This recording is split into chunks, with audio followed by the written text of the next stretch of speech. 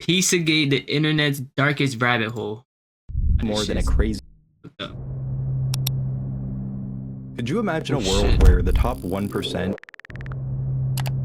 Disclaimer: this video examines the origin, claims, and I'm not reading all that.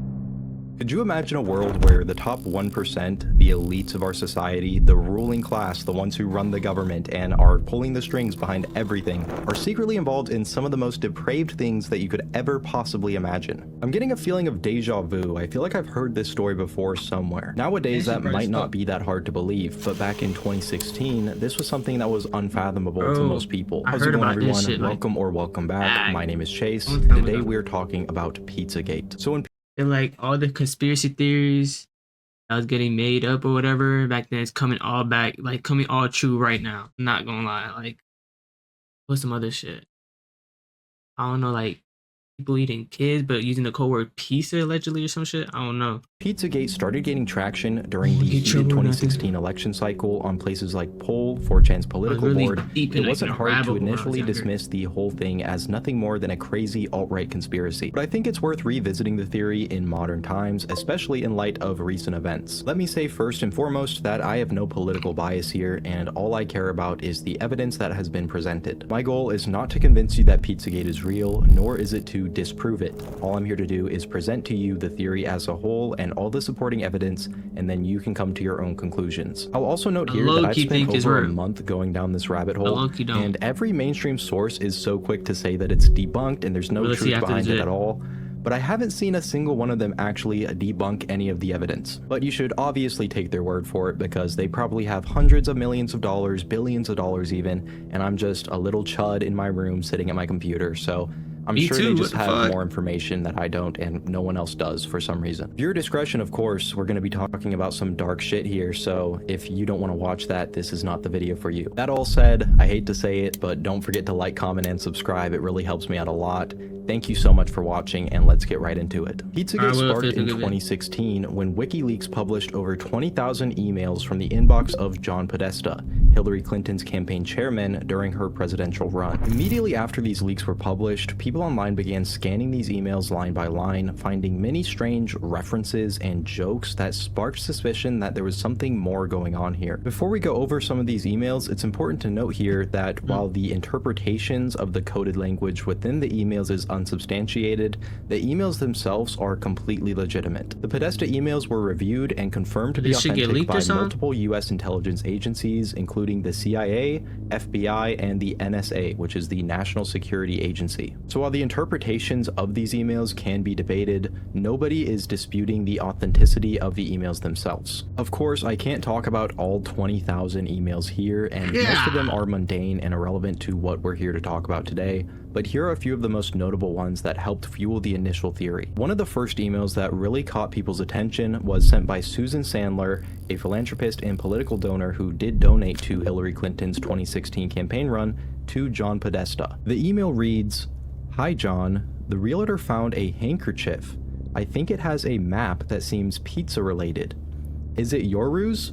They can send it if you want.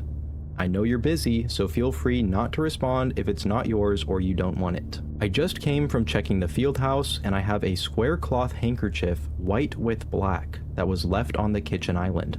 Happy to send it via mail if you let me know where I should send it." It's not hard to see why this would catch people off guard. What is a map that seems pizza related on a handkerchief? What the fuck does that even mean? Well, coincidentally, the handkerchief code is a color-coded system that people use to communicate their interests and pleasures non-verbally. Different colors relate to different acts or things that people are into, and that shit get deep.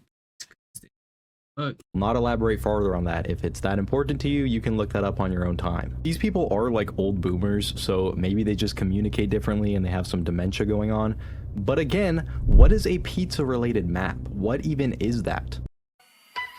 So, do they eat the pizza to get younger? I think that's what they do, or drink the blood or some shit. Attention was sent to John Podesta by Herbert Sandler, who was at the time a co-CEO of Golden West Financial Corporation, a major political donor to the Clinton campaign. Now Herbert Sandler is burning in hell. I'm joking. Rest in peace, Herbert Sandler. I'm sure he did nothing wrong at all. Mary and John, I think you should give notice when changing strategies which have been long in Here, like one of these niggas trying to hit me and shit. Like maybe I should not be watching this at night. Fuck we ball. Place.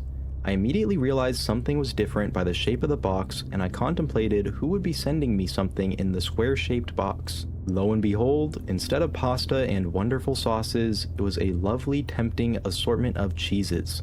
Yummy. I'm awaiting the return of my children and grandchildren from their holiday travels so that we can demolish them.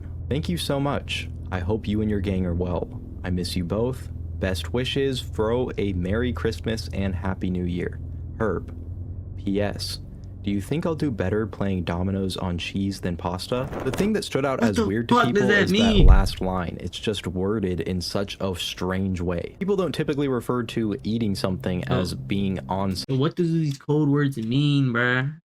If I'm thinking what I think it means, something. People online began theorizing that cheese and pasta and these terms used for food were actually code word for something else. That something else being kids, and I know that's quite the leap in logic to make, but it's not the only example of strange references to food in these emails. Like this email sent from Tony Podesta, John Podesta's brother, would love to get a pizza for an hour. Like again, what does that mean? If we're just talking about lunch, that is not a normal way to say that. Imagine your friend gets a hold of you and they say, hey dude, you want to go get a pizza for about an hour? Like what? What does that mean? This one is in a long chain of emails, so I'll spare you from me reading the entire thing. But the part that stood out to people here was, Bonnie will be Uber service to transport Ruby, Emerson, and Maeve Lozado, 11, 9, and almost 7. So you'll have some farther entertainment, and they will be in that pool for sure.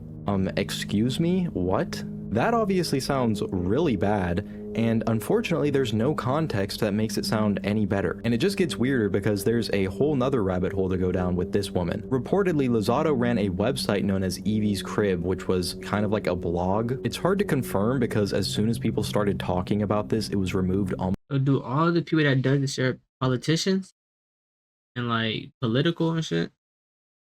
Like celebrities? Almost immediately, but if this blog is real, it looks really bad. The website apparently featured many pictures of Lozado around young children, including her step-granddaughter, Evie. The header of the website reads, Evelyn is growing up.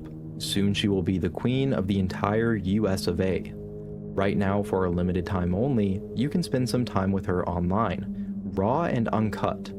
Take advantage of this now, as in the future she will have the power of life and death over you. First of all, why are people spending time online with your granddaughter at all? And then raw and uncut, that is just a really weird way to describe that. Whoever was running this website categorized these posts with labels so you can find exactly what you're looking for easily. Posts were labeled under categories such as psychopath, evil white bitch, filth, malpractice, discomfort, manipulation.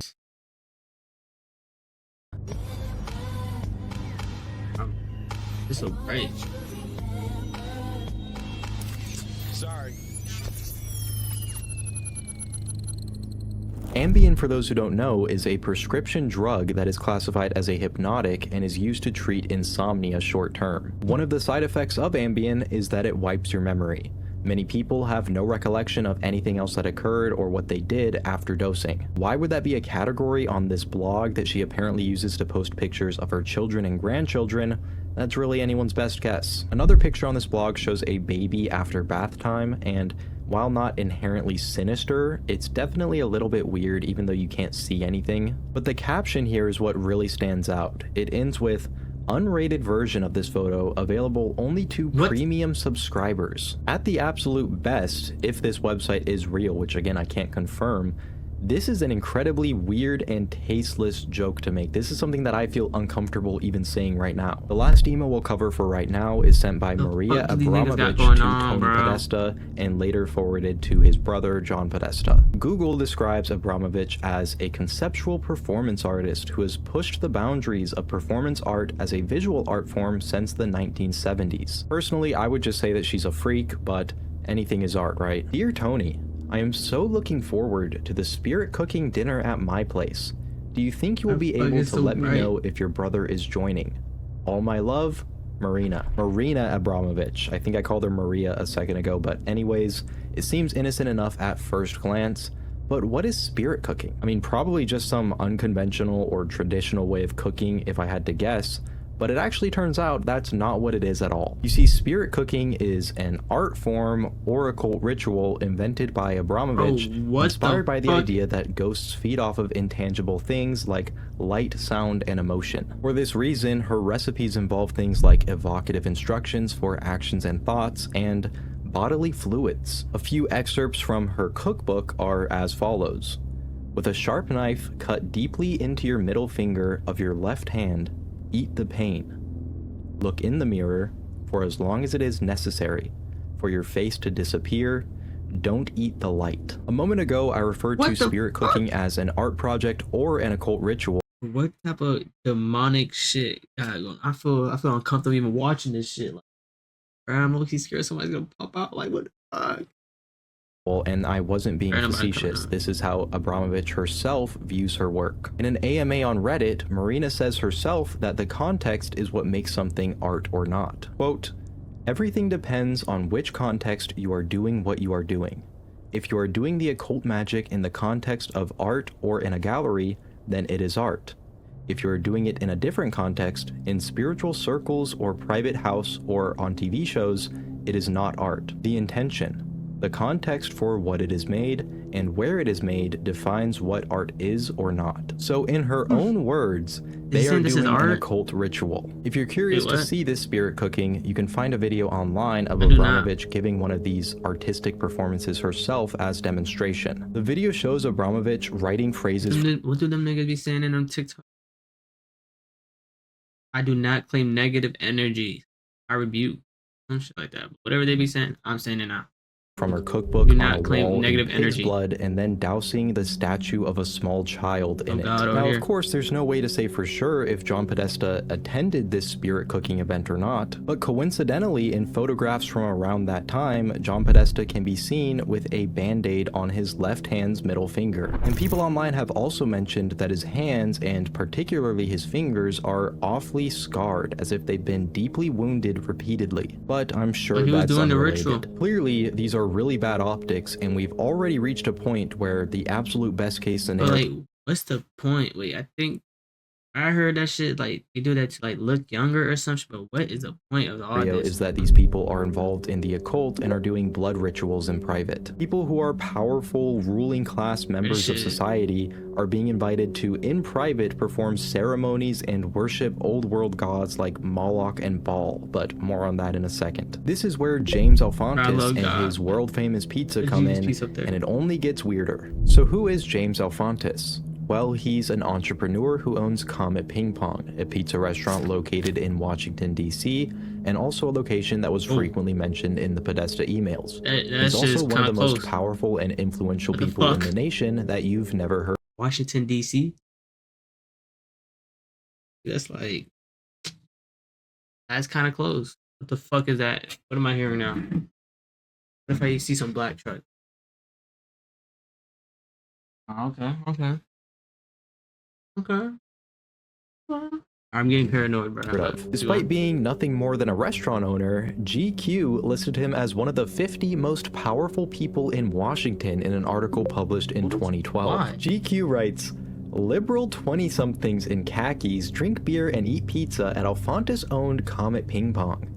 More established progressives wine and dine next door at Alefantis-owned Buck's Fishing Camping.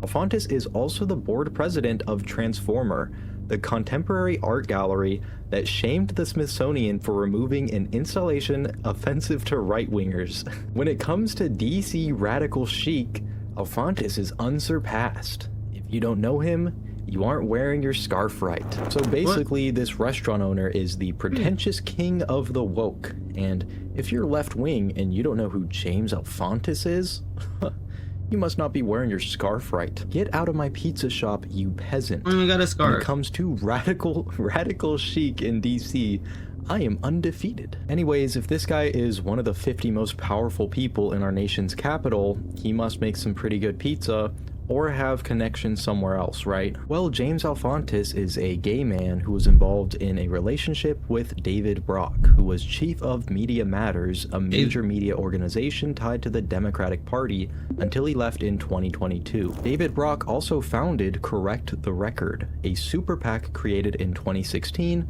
to support the Clinton campaign. At a surface level, this doesn't seem that weird, and it does help explain some of the political power and influence that James Alefantis has. But then people found his Instagram account, @JimmyComet, and as you can probably guess, it only gets weirder. We'll start with this picture that he had up on his Instagram showing a young child being held in a man's arms. Nothing wrong with that, but the caption of this picture is #ChickenLovers. Chicken lover is well-known coded language that was used in the 1994 documentary film Chicken Hawk that focuses on homosexual relationships with a large age gap. An age gap so large that it makes the relationship itself criminal. There's also this image that appears to be of a walk-in cooler being referred to as the kill room in the comments. Alefantis captioned this picture, "Oh yeah, this looks fun," and then he went into the comments under his own post and wrote #murder. And like with everything else here, this is really only barely scratching the surface. There are countless weird pictures and captions from the Jimmy Comment Instagram,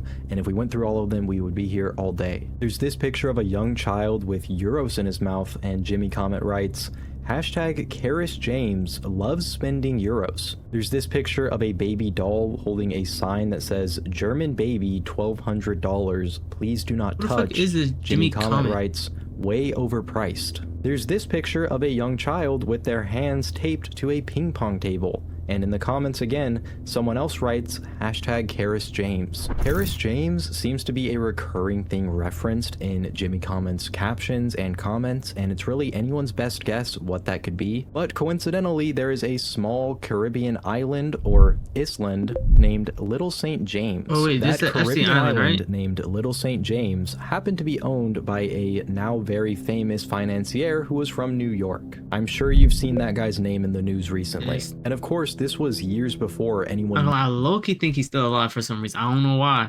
I low-key think he is. Knew what was happening at that Or island. either that or suicide. No.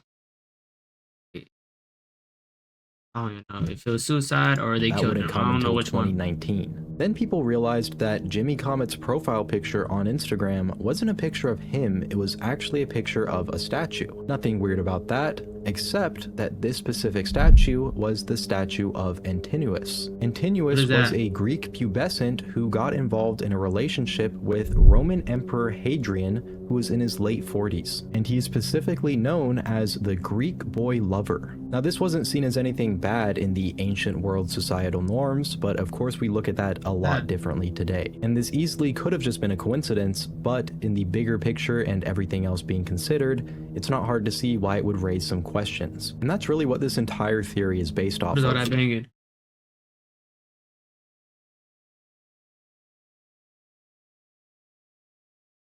Now I'm hearing noises and shit. What the fuck going on, bro? Fuck.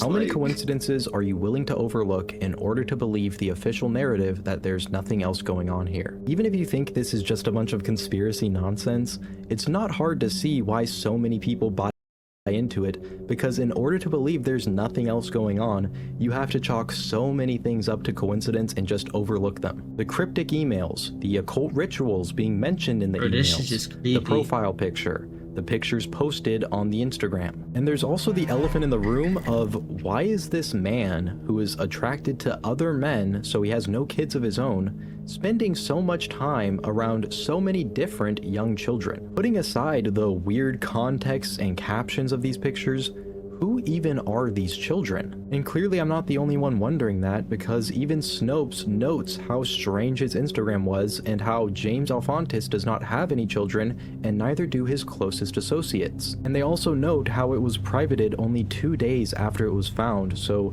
clearly he knew how bad this all looked. And they even say in this same article that Pizzagate is false and it's all nonsense and not real at all. So even they can't just overlook this. They have to address the elephant in the room and be like, Yeah, this guy's Instagram page is really fucking weird, and we actually have no clue who these kids are. And again, that's overlooking all the other stuff. Even if we knew how these kids were connected to James Alefantis, the pictures would still be really weird. The context of them, the captions. But on top of all of that, this is a guy with a boyfriend, so the kids clearly aren't his, and his closest associates and his Oh, these friends niggas are don't drunk. have any children. While none of this is hard evidence of anything criminal happening, it really does make you wonder what's really going on here, and that's a genuine question. I would love for somebody to explain to me how this is all very innocent in nature and there's nothing weird going on, and I'm open to that explanation, I just haven't heard it. All of this just looks very weird, and it seems like the farther down this rabbit hole you go, you're left with more questions than answers. All I'm saying is that when you connect all the dots together, it really doesn't look good, and it does make you wonder if there's more going on here than what we know. Speaking of connecting the dots, James Alefantis has this picture of Marina Abramovich posted to his Instagram. So at the very least, he's a Who the fan fuck of her are these work, niggas, which though? Like, I would say isn't exactly normal. I don't think I've ever personally met a Marina Abramovich fan, and I think most people don't even know who the hell that is. That's what I James just said. Alefantis also has connections to Tony Podesta, John Podesta's brother. Here they are pictured together in what seems to be some sort of campaign or fundraiser taking place at Comet. Doesn't really matter, but there they are. Okay, but that could just be a campaign. That doesn't really prove that they know each other, right? Well, here's another picture from the event that is much more candid, and it was posted to Jimmy Comet. He is literally brushing elbows with Tony Podesta in front of a cake, and side note, this guy is absolutely cheesing. Whether they know each other well or not, clearly Alefantis is very happy to be there next to Tony Podesta. And this just raises even more questions, especially when you look into Tony Podesta's art collection. And that's a whole nother can of Bro. worms that I'm not going to open here. All I'll Who the say is fuck that if are you these look niggas? at this Who is guy's art Tony collection, Podesta?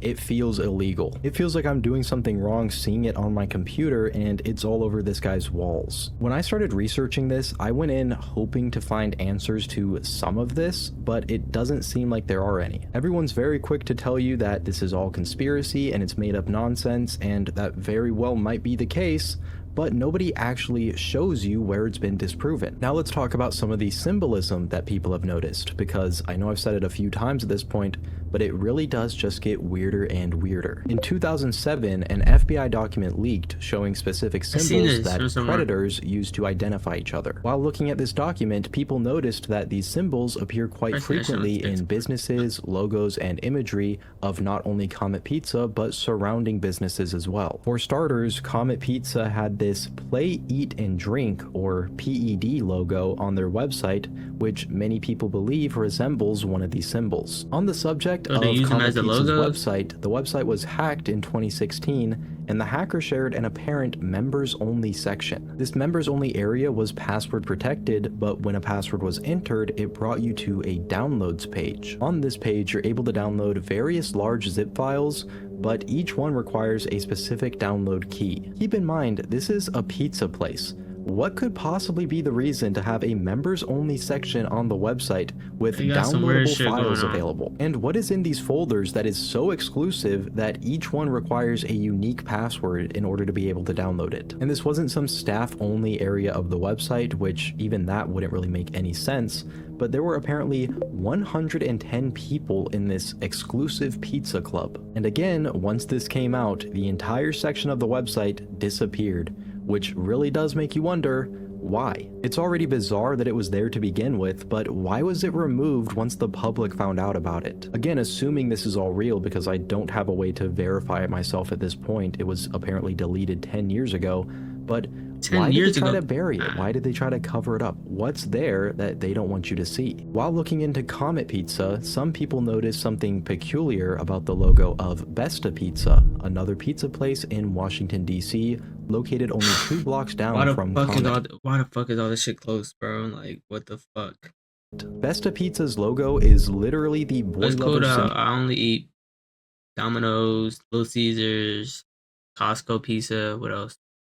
Pizza Hut, 7-Eleven pizza. Oh, I don't eat none of these whatever the fuck pizza brands. From the FBI document. Of course, this could be a coincidence, but again, as soon as people started talking about this online, Actually, I don't even want to pointing it eat pizza out, no more. What the fuck? Besta Pizza immediately changed their logo and removed the symbol. Could they have just genuinely not known this, and then as soon as people start talking about it online, they realize and change it? Yeah, sure. And to be honest, Besta Pizza was kind of put in a lose-lose situation, because if they ignore what's going on and don't do anything, people are going to point to the symbolism and say they're involved. But if they do something like change their logo, people are going to say, oh, well, obviously they did know about this symbolism, and now they're trying to cover it up. Some people online have made the claim that Besta Pizza, which is now closed, was owned by Andrew Klein, who worked with the Human Trafficking Prosecution Unit under Obama's Department of Justice. And if that was the case, it would be a glaring red flag and would make the symbolism in the logo being a coincidence seemingly impossible. However, doing my own research, that doesn't seem to be the case, and I would say that there's a very small probability that there's any truth behind that claim at all. The DC Department of Consumer and Regulatory Affairs listed Besta Pizza under the corporate entity Uptown Pizza Inc., and Andrew Klein is listed as a non-commercial registered agent, which means that he was a third party associated with Besta Pizza, most likely a lawyer, but definitely not the owner. I say most likely a lawyer because Veritas Law Firm in Washington, D.C. has an Andrew J. Klein listed as their co-founder, who's been representing business and real estate clients for over 30 years.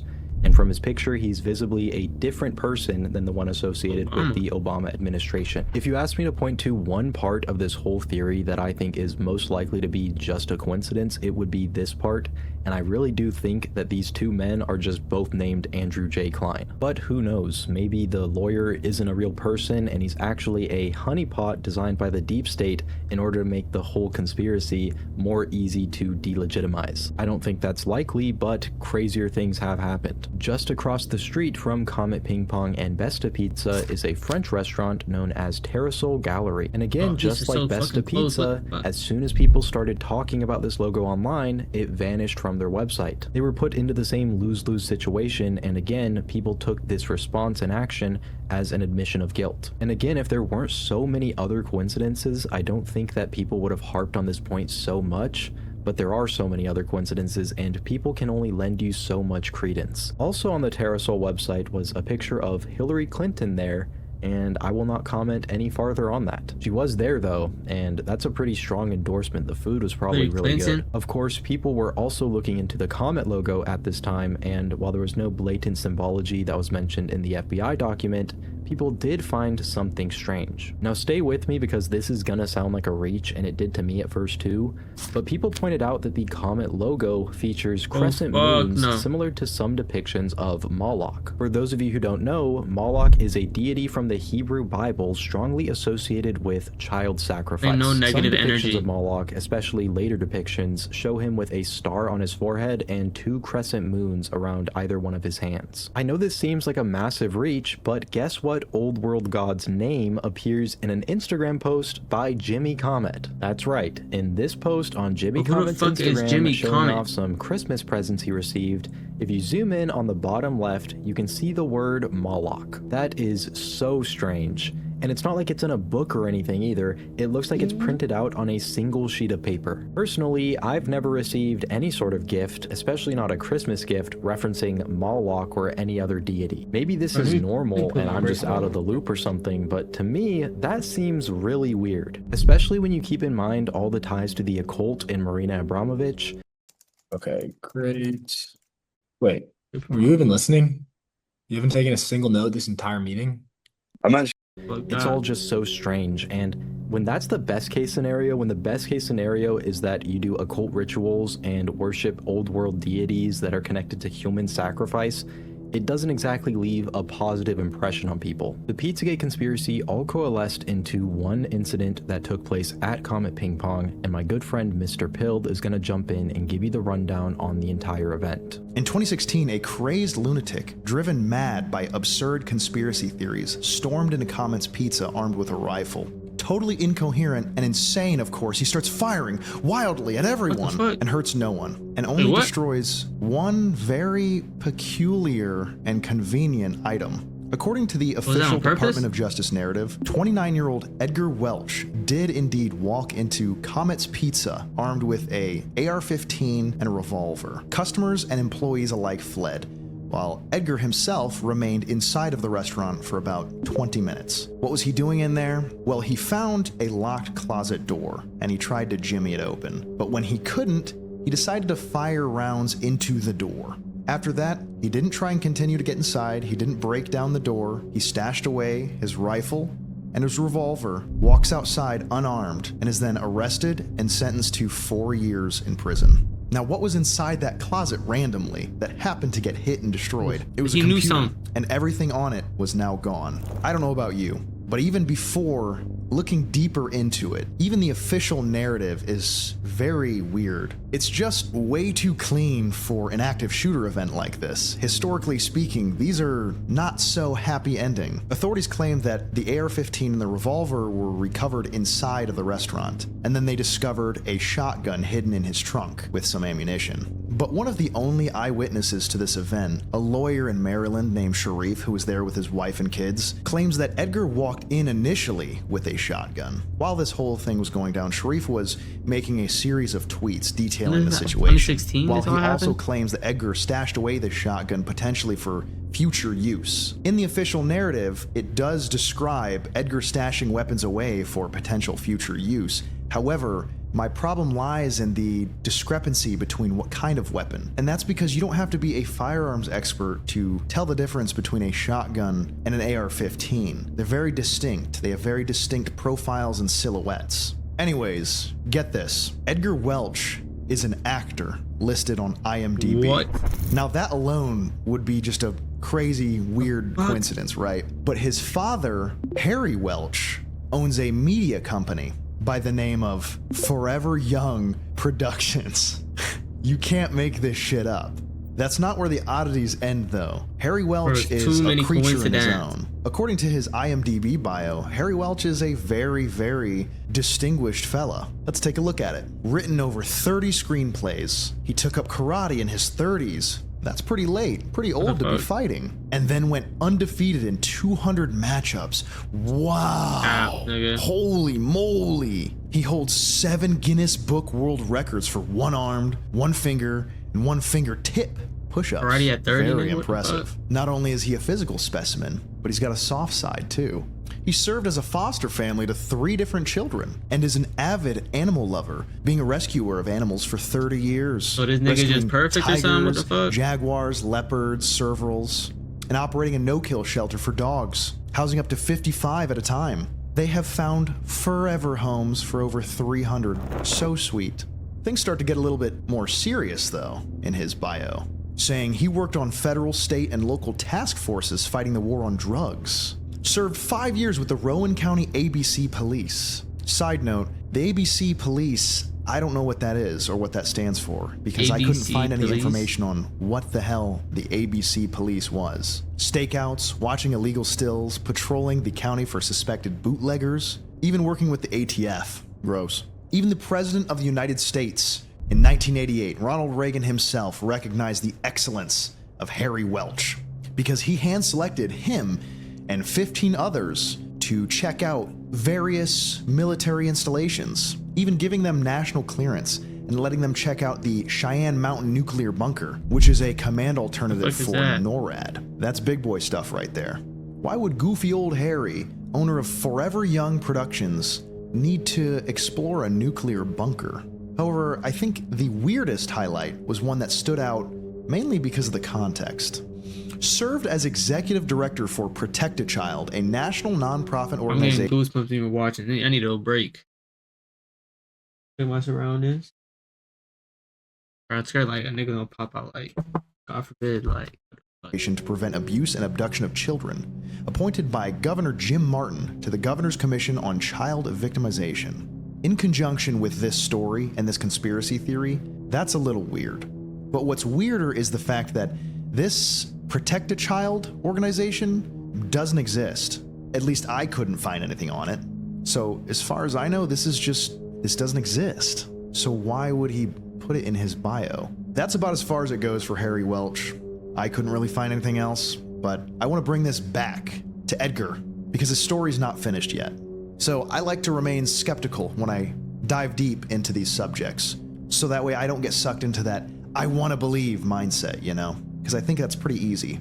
I was asking myself, if he was really a part of this conspiracy, what would he gain from destroying that computer? What would be his motive to do that? And looking into Edgar's past, I think I found a fairly reasonable potential answer to that. See, previous to the charges that landed him a 4-year sentence after walking into Comet's Pizza, Edgar had struck a 13-year-old child in a reckless driving incident. And as a man who had previous DWI charges, he was facing a pretty serious sentencing. And if we're playing with the idea that some very powerful people needed a scapegoat or a way to get rid of some evidence or a way to maybe suppress these conspiracy theories that were making their ways out into the public, then I think it'd be a no-brainer if he was left between the choices of leaving his fate and his freedom up to the court system, potentially facing much harsher punishment, or, you know, walk into this pizza joint. Don't hurt anybody. Don't do nothing too bad. Just destroy this computer.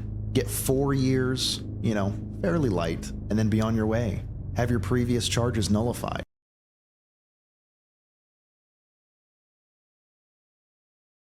Hear noises and shit.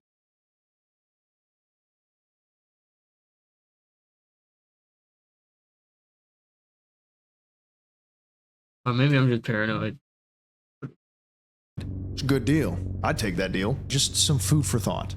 Well, to finally wrap this chapter up, Edgar didn't even get to enjoy his freedom because 5 years after his release, in January of 2025, Edgar was killed in a officer-related shooting after a traffic stop. January 25. Edgar was killed in a officer-related shooting after a traffic stop. Apparently, he pulled a gun on officers, and no one knows why. Sounds a lot like a loose end tied up to me. But what do I know? Big thank you to Ethan or Mr. Pilled for jumping in and going over that whole section. He's a really great dude. I've known him for about 5 years now, which is crazy. Time flies. But he makes really good videos.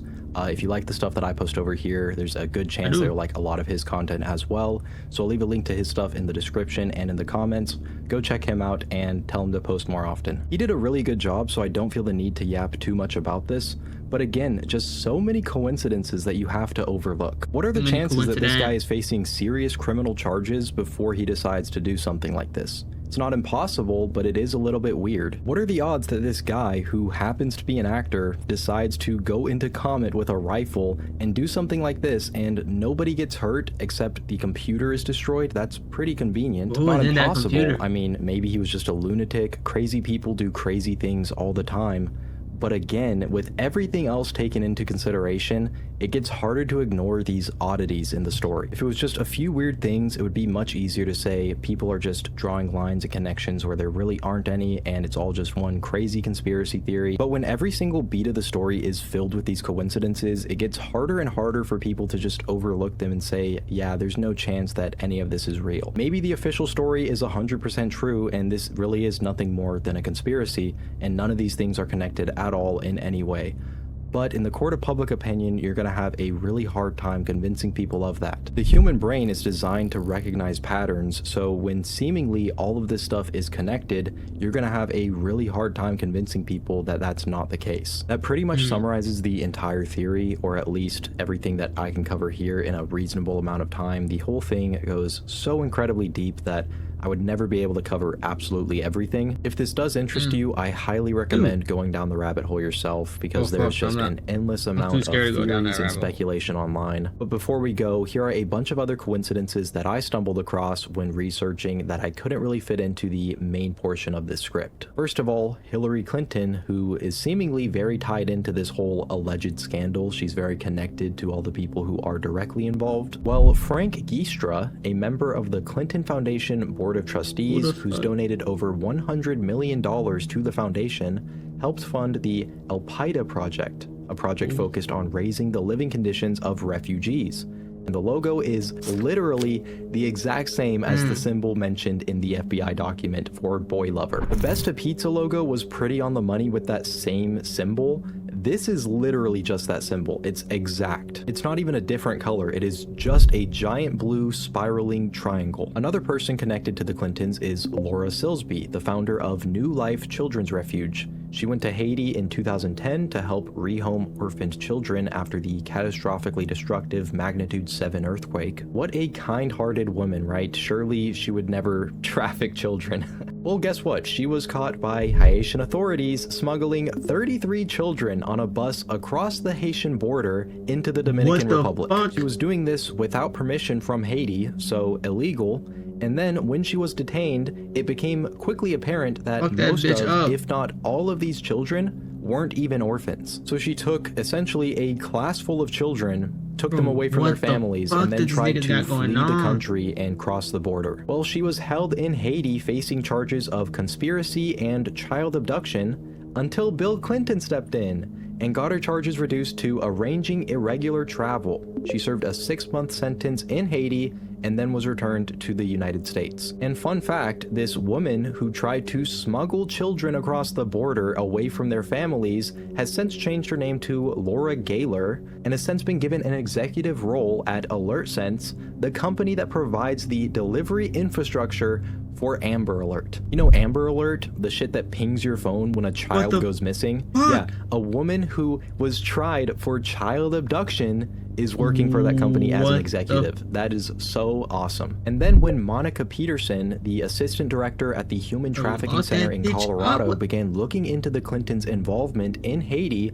she Fuck was all these found niggas dead. up. Of course, this was ruled to be caused by her own volition. Haven't heard that one before, right guys? And then there's one more slice to this story, and one that has largely been forgotten as time has moved on.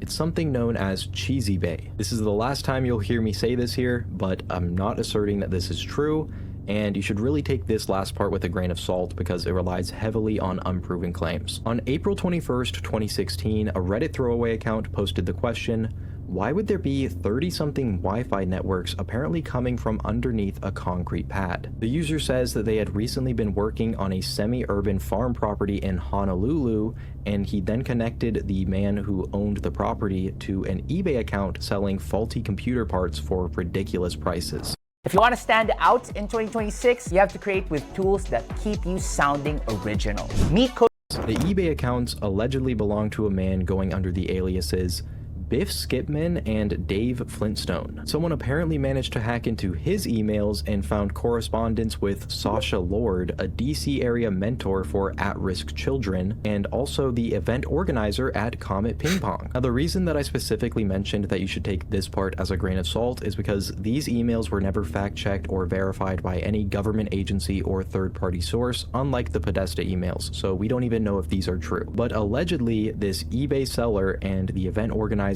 at Comet Ping Pong had been put in touch by a person named Richard Windsor. Who is Richard Windsor? Well, it happens to be a known alias for the Environmental Protection Agency Administrator Lisa Jackson, who is also a Clinton Foundation board member. This part is true. She was caught using the fake email name Richard Windsor for who knows what, right? So it was already known that she had been communicating under the alias of Richard Windsor. So it's very plausible that people online already knew that she was communicating under this alias, and then they added this alias into this theory or story to kind of make it seem more credible. But coincidentally, Dave Flintstone, the man who was apparently running this eBay account, also happens to be the name of a man who founded a distillery in Hawaii. If you remember, OP said that they had been working on an urban farm area in Honolulu. This bag from OP's pictures also resembles a bag that Dave Flintstone has been photographed with. And there's one more email from the Podesta leaks that I haven't mentioned to you yet. Man, I miss you. The next 3 months are going to be rougher internally than in Beijing, between 7th and 1600. No fun. Hope you're doing okay. I'm dreaming about your hot dog stand in Hawaii. This email was sent from Todd Stern, another Democratic donor and a person tied in with the Clintons. That seems like a weird thing to say. I'm dreaming about your hot dog stand in Hawaii. Well, this is a very recent revelation, but in April of this year, a man named David Flintstone, who is a resident of Hawaii, was arrested in Colombia for soliciting a minor. Upon responding, the officers found the 60-year-old foreigner in the company company of a 15-year-old. Initial investigations indicate that the man had arranged an encounter with her worth 1 million pesos. The David Flintstone that was arrested in Colombia also happens to be the same age as the one who founded the dispensary. They're both 60 years old. For whatever reason, the man's face is blurred in the article, so there's no way to tell for sure if this is the same person. But if these are two different men, that is a wild coincidence, because they would have to share the same first name, the same last name, be the same age, and both be from Hawaii. And even though the man arrested in Colombia had his face blurred, they do vaguely resemble each other, especially in the body structure. As of right now, like I said, there's no official confirmation that these are the same people, so we'll just have to wait and see if anything else comes out. But those odds have to be like 1 in a billion. That is crazy. Especially in Hawaii, I just looked it up, and the population is under 1.5 million people, so it's a very small state. Anyways, guys, that's it for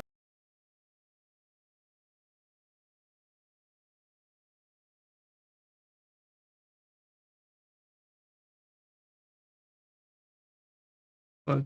me. Please let me know in the comments what you think about all of this, because I'm very curious to hear what you guys take away and what your opinions are. Do you believe the theory? Do you think that it's all nonsense, or is the truth somewhere in the middle? Again, thank you so much for watching, especially if you made it all the way through. I really do appreciate it. Don't forget to like and subscribe if you enjoyed, and go check out Mr. Pilt's channel. The link will be in the description.